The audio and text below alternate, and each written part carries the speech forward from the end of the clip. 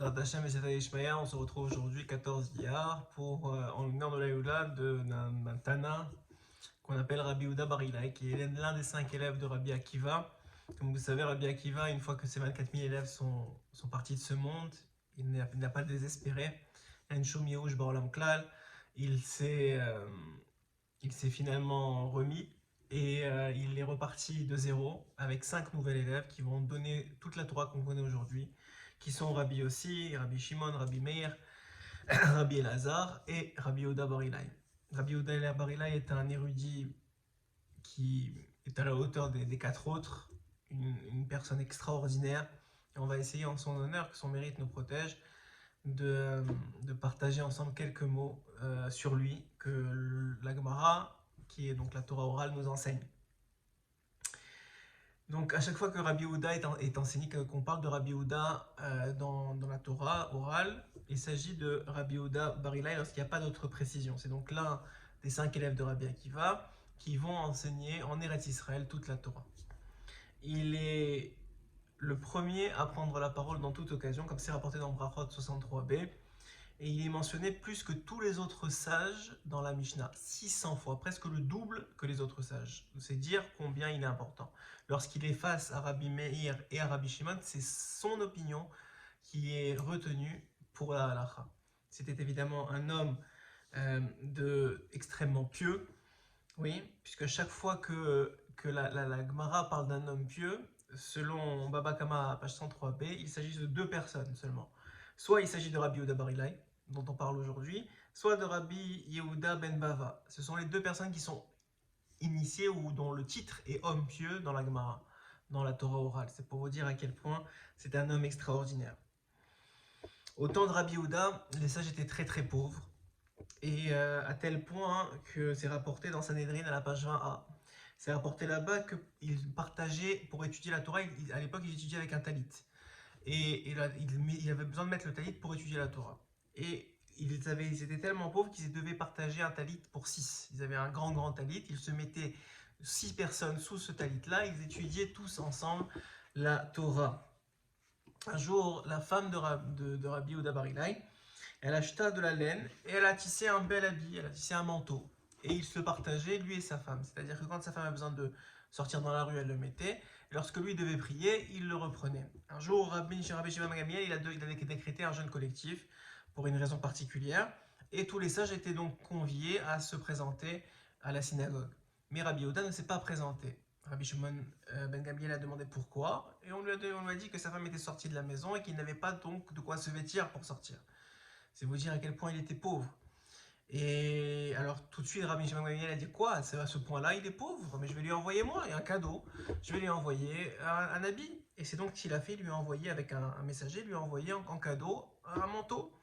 C'est alors que, à sa grande surprise, Rabbi Yehuda Bar Ilai, il l'a refusé. Et il l'a refusé et il a fait rentrer ce messager-là, a soulevé sa natte où il dormait et il a vu qu'il y avait plein de pièces d'or en dessous. Il lui a dit, regarde comment je suis riche, il n'est pas question de recevoir ce cadeau-là pour moi. Par contre, c'est un choix dans ma vie. Mon choix est de rester pauvre parce que je ne veux pas profiter de ce monde et c'est un choix dans ma Torah pour acquérir la Torah. C'est une voie très difficile à emprunter, surtout de nos jours, mais il faut comprendre que certains niveaux de Torah ne sont accessibles qu'avec beaucoup d'efforts. Que ce soit des nuits sans sommeil, que ce soit des jours sans manger, comme le dit la Gemara, avec du pain et du sel tu mangeras et tu seras assis par terre. C'est une façon d'étudier la Torah qui donne beaucoup de mérite, qui éclaire énormément parce que son corps est soumis, donc qui éclaire énormément l'esprit, mais qui est très difficile à faire de nos jours, ça c'est évident. Mais Rabbi Yehuda Bar Ilai est un exemple dans sa génération de ce type d'acquisition de Torah là, et c'est probablement aussi pour ça qu'il a été celui qui a été choisi le plus souvent pour que son avis soit suivi pour la halacha.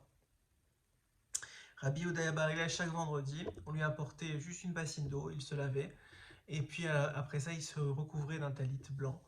Et puis à ce moment-là, tout le monde disait qu'il ressemblait à un ange tellement il avait le visage plein de lumière. D'ailleurs, un jour, son visage était beau, qu'un jour, un hérétique, un juif, mais malheureusement, qui avait fait tellement de fautes qu'il s'était éloigné d'Akadosh Baruch Hu, et qui, comme on le sait, les fautes ont bu l'esprit, et qui ne voyait que le mal partout. Donc il a vu Rabbi Yehuda Bar Ilai avec une lumière tellement extraordinaire, il avait l'impression qu'il soit joyeux.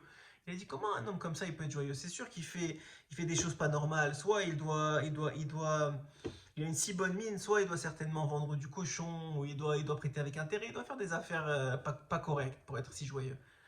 Et Rabbi Oda, il a tout de suite compris, il lui a dit de quoi tu parles? Jamais j'ai prêté avec intérêt, jamais j'ai touché à une goutte de vin, même pour rime, ça me prend enfin, une goutte de vin, c'est-à-dire je bois pas plus qu'il ne faut, même pour rime, ça me prend jusqu'à Shavuot pour ne plus avoir mal à la tête après excusez-moi, pas pour rime, mais Pessar, après les 4 coupes de vin que je bois, ça me prend jusqu'à Shavuot pour sevrer ce vin-là. Alors il lui dit, mais pourquoi tu as une si bonne mine si tu ne fais rien de mal? Alors il lui a dit, parce que la Torah, elle donne la lumière au visage de l'homme. C'est écrit dans Kohelet, la sagesse de l'homme éclaire sa face. Et c'était une preuve de la sagesse de Rabbi Yehuda Bar Ilai, que sa face soit tellement bien éclairée.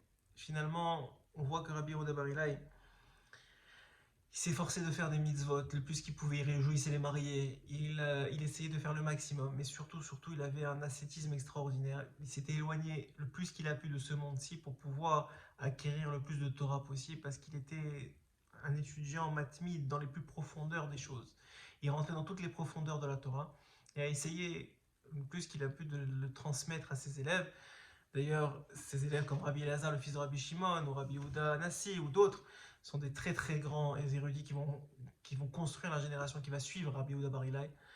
Et encore aujourd'hui, on parle de cet homme-là, de ce sage-là, de ce Tana-là, de ce tzaddik-là, parce qu'il a laissé une trace indélébile dans notre Torah, la Torah qu'on a aujourd'hui, la connaissance d'Hachem qu'on a aujourd'hui, justement parce qu'il a su se sacrifier à son époque. Alors chacun d'entre nous qu'on ait le mérite, Hachem par le mérite de Rabbi Yehuda Bar Ilai, de pouvoir, chacun à son niveau, sacrifier un petit peu de nous-mêmes pour la Torah et pour Dieu. Amen, Kenny Ratson.